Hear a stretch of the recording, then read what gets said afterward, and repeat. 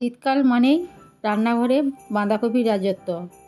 আমি আপনাদের জন্য নিয়ে এসেছি পরিচিত একটি রেসিপি, সেটি হলো মাছের মাথা দিয়ে বাঁধাকপির ঘন্ট। এখানে আমি বাঁধাকপি আলু একসাথে কেটে ধুয়ে রেখেছি আর মাছের মাথা নুন হলুদ মাখিয়ে রেখেছি। মাছের মাথাটা আমি প্রথমে ভেজে নিচ্ছি। দেখুন আমার ভাজা হয়ে গেছে, এবার একটি বাটিতে তুলে রেখে দিলাম।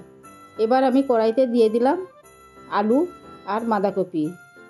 এগুলো তেলের সঙ্গে একটু ভালো করে নেড়ে নেব নুন হলুদ দিয়ে।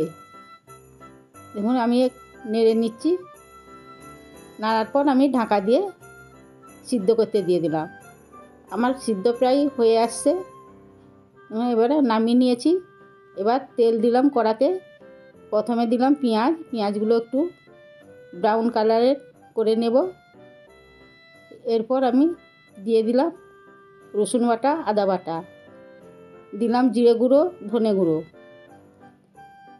এরপর দিলাম লঙ্কা গুঁড়ো, তারপরে দিলাম হলুদ গুঁড়ো, দিয়ে একটু জল দিয়ে ভালো করে মশলাটাকে কষিয়ে নিলাম।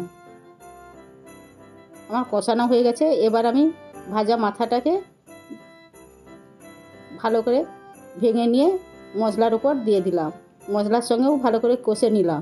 এবার আমি দিয়ে দিলাম সিদ্ধ করা বাঁধাকপিগুলো। বাঁধাকপি যখন সিদ্ধ হয় তখন আমি এই মটর কলাইগুলো দিয়ে দিয়েছিলাম। এবার দিলাম চিনি আর শাহি গরম মশলা দিয়ে আমি ভালো করে নেড়েচেড়ে রান্না করে নিলাম। আমার রেডি মাছের মাথা দিয়ে বাঁধাকপির ঘন্ট। আমার ভিডিওটি ভালো লাগলে লাইক করবেন এবং চ্যানেলটিকে সাবস্ক্রাইব করবেন।